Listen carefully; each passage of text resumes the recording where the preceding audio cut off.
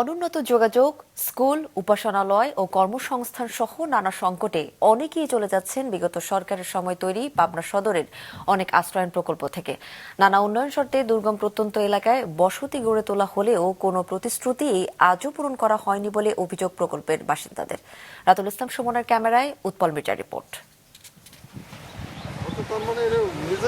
পাবনার সবচেয়ে বড় আশ্রয়ণ প্রকল্প গড়ে তোলা হয় পদ্মা নদীর তীরবর্তী চর সদিরাজপুর গ্রামে। ৩৫১টি পরিবারের এ বিশাল আশ্রয়ণ প্রকল্পের মধ্যে ছিল স্কুল, উপাসনালয়, রাস্তা ও হাটবাজার তৈরির প্রতিশ্রুতি, যা আজও বাস্তবায়িত হয়নি। স্কুল করে দেবে, মন্দির করে দেবে, মসজিদ করে দেবে, কিছুই তো করে দেয় নাই। ৩৫০ ঘর ১৫০ লোক থাকে কিনা সন্দেহ। প্রকল্পের একটি মাঠে স্কুলের জন্য ভিত্তিপ্রস্তর স্থাপন করা হলেও তা এখনো আলোর মুখ দেখেনি। গোরস্থান না থাকায় লাশ দাফন করতে হয় ৩ কিলোমিটার দূরে গিয়ে। আর এসব কারণেই প্রকল্প এলাকা ছেড়ে চলে গেছে অনেক পরিবার।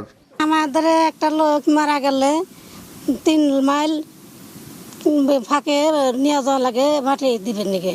এই এলাকায় মনে করেন স্কুলই নাই, পড়াশোনার ছোট ছোট বাচ্চার ভবিষ্যৎটাই নষ্ট হয়ে যাচ্ছে। প্রায় ১,৮০,০০,০০০ টাকা ব্যয়ে ২০২টি পরিবার নিয়ে পাবনা চর ভবানীপুরে এ আশ্রয়ণ প্রকল্পটি গড়ে ওঠে ২০২১ সালে। একসময় প্রায় ৫০০ মানুষের কলরল কোলাহলে মুখর এ আশ্রয়ণ প্রকল্প এখন শুনশান নীরবতা। অধিকাংশ ঘর ছেড়ে চলে গেছে অনেকেই, অনেক ঘরেই ঝুলছে তালা। ১০২টি পরিবারের মধ্যে এখন বাস করছে মাত্র ৪২টি পরিবার। এখন মানুষ ৪০ জন হতে পারে, আর সব চলে গেছে, কোনো কর্ম নাই। সরকার খালি ঘর দিলে তো হবে না, অন্য কিছু তো দেয় নাই, খালি একটা ঘর করে দিয়ে গেছে।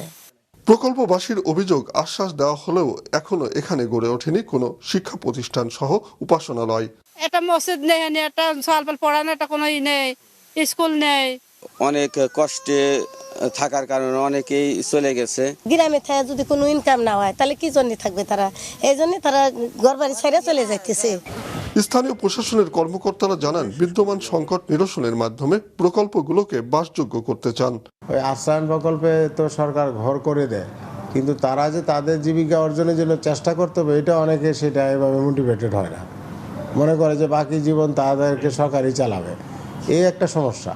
তারপরও আমরা দেখছি যে যারা চলে গেছে তাদেরকে অবশ্যই, যারা আরও তাদেরকে না পাওয়া গেলে অন্য কোনো ভূমিহীন থাকলে সেখানে আমরা প্রোভাইড করে দেব। তাদের মতে বিগত সরকারের সময় রাজনৈতিক উদ্দেশ্যে কোনো পরিকল্পনা ছাড়াই আশ্রয়ণ প্রকল্প গড়ে তোলায় এ সংকটের সৃষ্টি হয়েছে। উৎপল মির্জা, মাছরাঙা সংবাদ, পাবনা।